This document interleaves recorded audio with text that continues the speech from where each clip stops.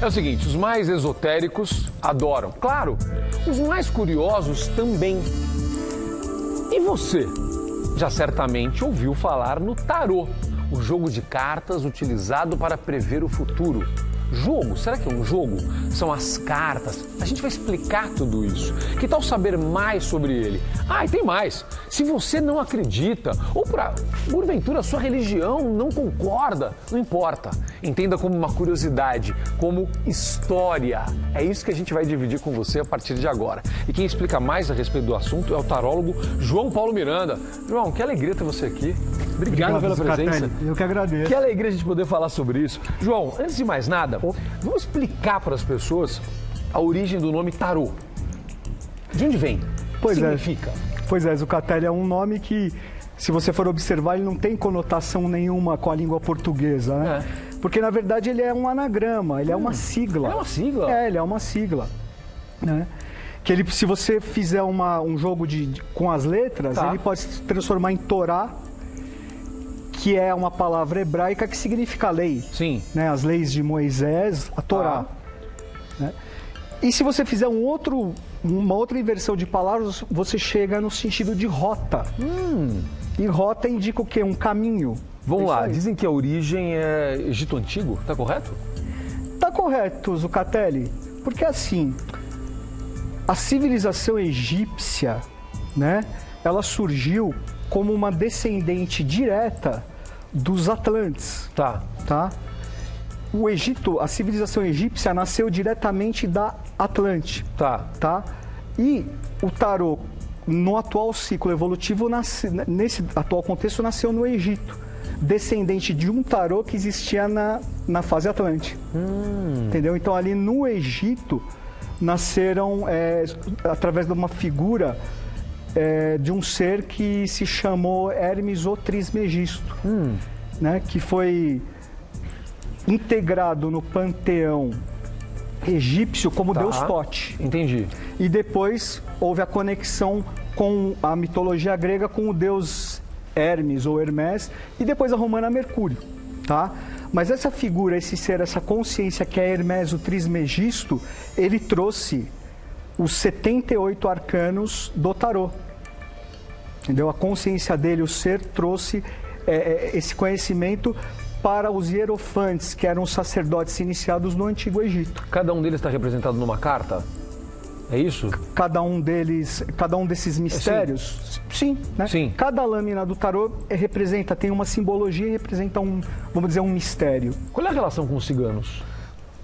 Quando eles surgiram na Europa, né, no final da Idade Média, ali pelo ano de 1400, eles trouxeram um baralho que originou esse que é o tarô que é o mais conhecido, que é o tarô de Marsella. E também trouxe um outro baralho maior que acabou originando até o próprio baralho, esse baralho normal que nós utilizamos. É a origem? Eu não sabia. Aí, quando os ciganos surgiram na Europa nessa época, inclusive existe uma história bastante curiosa, que quando eles chegaram a Paris por volta do ano de 1400, eles eram chamados de boêmios, né, também. Esse é o de Marsella que você comentou, Esse é o de Marsella, né? Exatamente. Que acabou sendo originado desse tarô que os ciganos levaram para a Europa. Mas quando o líder do clã em Paris quando perguntaram para ele, mas puxa, quem são vocês, né?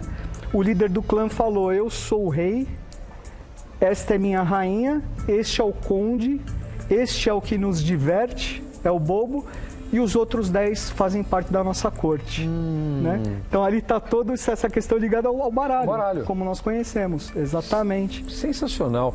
E aí eles eram chamados, é interessante, só desculpa te interromper, não Não, estou aprendendo, vai porque eles, quando eles chegaram na Europa, esse povo misterioso que é o cigano, eles diziam que eles tinham vindo do Egito, né? A própria raiz da palavra em inglês, gypsy, né? É Egyptian, gypsy, é a mesma raiz. Bacana. Então Cigano, você vê, né? Cigano. Então você vê que realmente a origem é egípcia nesse contexto atual. Faz sentido. Faz sentido, né? Faz sentido. Você estava citando aqui, antes eu quis terminar essa parte histórica, mas você citou o tarô, porque a gente tem uma visão do tarô. Quem conhece, quem não conhece, quando identifica o tarô, pensa nessa história da previsão do futuro, né? Sim, faz parte. Faz parte. Agora, tem outras funções e outros usos. Você começou a falar sobre isso, eu queria que as pessoas entendessem. Para que outras finalidades usa-se o tarô? Então, Zucatelli, o tarô é um instrumental formidável, como eu falei, de ganho de consciência e de autoconhecimento. Como? Por quê? Porque ele traz, nos seus símbolos, ele traz o que nós chamamos dos arquétipos universais. Por exemplo, o tarô ele foi muito estudado por Carl Gustav Jung, por exemplo, né, que é um dos pais da psicanálise, porque ele traz justamente, através da sua simbologia, a conexão com esses arquétipos que são arquétipos universais.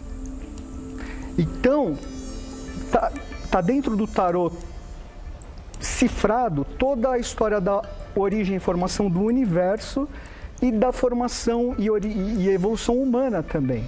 Existe a conexão do tarô com as mitologias em geral, entendeu? E você pode fazer a correlação com diversas outras ciências também. João, qual é a melhor e qual é a pior carta do tarô?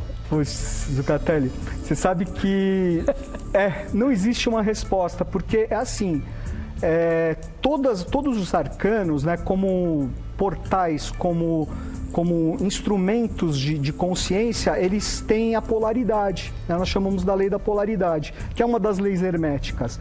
Então ele tem luz e ele tem sombra. Entendi. Todos os arcanos possuem luz e possuem sombra. Então não existe uma lâmina que seja positiva ou uma lâmina que seja negativa. Às vezes quando você observa uma lâmina, por exemplo, a lâmina morte, a 13, você fala, nossa, então se sai a morte, vai acontecer alguma desgraça? Não, de jeito nenhum, não. Ufa, é bom dar essa informação, né? Vai que você, nessa sexta-feira, você resolveu ir lá, foi no tarólogo lá, aí veio aquela carta, você já estava passando um fim de semana ruim, calma. Tá tudo bem, certo? É isso aí, você vê, a morte é o arcano 13, até por isso que tem a conotação do número 13 como um número de azar. Mas não tem nada a ver. Não tem nada a ver? Não tem nada a ver. Mas pode representar o quê, então, nesse caso? Vamos tranquilizar meu amigo, minha amiga que... Porque assim, o tarô ele traz uma linguagem que é cifrada, né? Uma linguagem sagrada, a linguagem dos iniciados, dos hierofantes. Então ele tem essa questão da polaridade e ele muitas vezes ele oculta o real sentido dele. Então, a lâmina morte, ela pode e tem essa conotação de vida. Adorei isso. Tá? É um dos arcanos que representa, por exemplo, a mãe divina. É como a caveira no México, por exemplo, não é? Exatamente. É um sinal que é bom. Exatamente. O arcano 13 também, a morte, representa o quê? Que não existe morte. Que existe sim uma constante renovação. João, é a morte e a vida, na sua constante renovação. A gente está falando de história e eu fiz questão de deixar isso claro na abertura do programa, porque a gente está aprendendo a respeito disso, independente da sua crença, independentemente de você acreditar ou não. Eu acho que é muito legal a gente levar a informação para as pessoas. Mas a pessoa que diz que lê tarô, né? Porque é esse o termo que se usa, né? Vou ler o tarô, vou virar o tarô, vou jogar o tarô, enfim. Esta pessoa, ela precisa ter algum dom ou é algo que você faz com base apenas no conhecimento? Eu acredito, Zucatelli, que são os dois. Tá. São os dois. Eu acredito que você... Existe um dom aí por Você trás. Estudar é muito importante, você estudar o significado dos símbolos, né? Buscar o sentido dos símbolos, mas a intuição é fundamental. É fundamental? É fundamental. Ela tem que estar presente ali. Sim, com certeza. Você utilizar a sua sensibilidade junto com o seu raciocínio lógico e a intuição. Né? É um trabalho conjunto mesmo. Por falar em trabalho conjunto, relação com cabala e astrologia? Direta. Direta? Direta. Ah, é? Me explica. Direta. Por exemplo, Zucatelli, cada lâmina, né, cada arcano do tarô, lembrando que arcano significa mistério, tá bom, tem conexão com um planeta sagrado da astrologia, com um signo zodiacal, entendeu? A árvore da vida da Cabala hebraica, ela é dividida em 10 esferas, né? 10 círculos, né? Que são as sefirot. Tá. Né? Cada uma delas é chamada de sefira. Tá. O conjunto delas são as sefirot. Cada uma das sefirot tem relação também com uma lâmina, com um arcano do tarô, sendo que os 22 arcanos do tarô maior, eles têm a relação com uma letra das 22 letras do alfabeto hebraico, entendeu? Que formam o quê? Os 22 caminhos da árvore da vida. Quem se interessou e quer saber mais, João, onde é que a pessoa busca informação sobre o tarô? Olha, Zucatelli, qual é o caminho? Existem bons livros, né? Vamos dizer, de hermetistas, ocultistas renomados, tá? Como, por exemplo, Oswald Wirth, que é o tarô que eu utilizo mais como base de estudo. Oswald Wirth, Stanislas de Guaita, Saint-Yves d'Alvedre, que eram ocultistas do século XIX. Mas o mais importante mesmo é você buscar o sentido de buscar o significado de cada símbolo mesmo. Perfeito. Entendeu? Você pode também entrar numa escola de iniciação, né? Mas também onde você... Há cursos disponíveis? Há cursos disponíveis, workshops, palestras, né? De pessoas sérias, né? E, como eu falei, escolas de iniciação também que estudam a simbologia, estudam o tarô, estudam a cabalá, a astrologia, enfim. Né? Perfeito. Existe toda essa conexão direta entre E quem quiser te acompanhar nas redes sociais, ter mais informações, por exemplo, você tá lá? Tô lá sim. Eu tenho um projeto junto com um amigo meu, chama Semente Abstrata. Tá. Nós temos um programa na Rádio Mundial, que é toda sexta-feira às 6 horas da manhã, na Rádio Mundial 95.7 FM. E depois nós transmitimos os programas da rádio, nós veiculamos no YouTube, então está lá disponível todo o nosso trabalho, no youtube.com/Semente Abstrata. Tá bom. No Facebook, facebook.com/Semente Abstrata, desculpa. No Instagram, @Semente Abstrata. E se quiser mandar um e-mail para nós, é sementeabstrata@gmail.com. Super fácil. Esse é o João Paulo Miranda, tarólogo, nos deu uma aula aqui sobre a origem do tarô e foi muito bacana a gente aprender mais sobre isso. Meu amigo, obrigado. Também gostei muito, obrigado pela presença, um ótimo fim de semana, meu irmão. Para você também, viu? Tudo de bom, obrigado.